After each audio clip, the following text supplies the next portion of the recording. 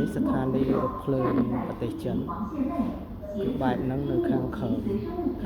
ដី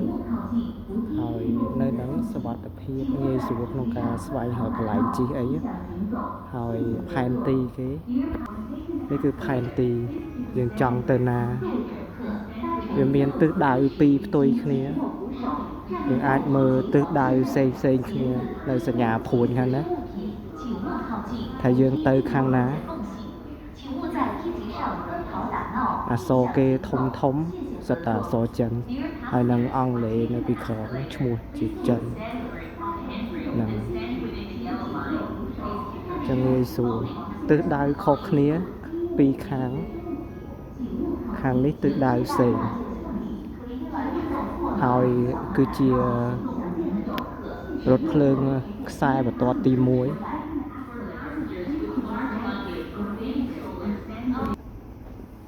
នេះគឺទិសដៅមួយផ្សេងទៀត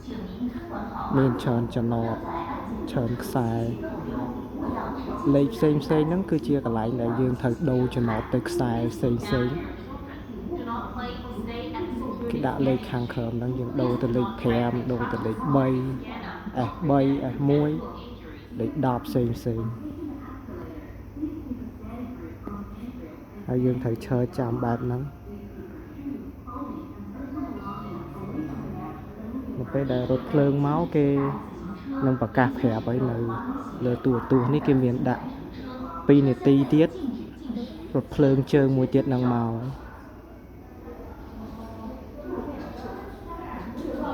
ចឹងគឺជាកន្លែងជិះរថភ្លើងនៅប្រទេសចិនបែបហ្នឹង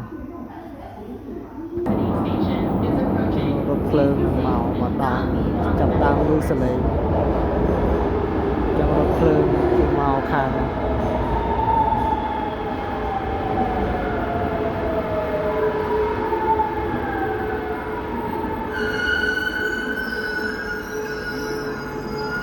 ហើយខាងនេះចិត្តមកដល់ដែរពេលដែលយើងឮសលេងគឺញ័រសន្ធឹកសំឡេងរថភ្លើងមក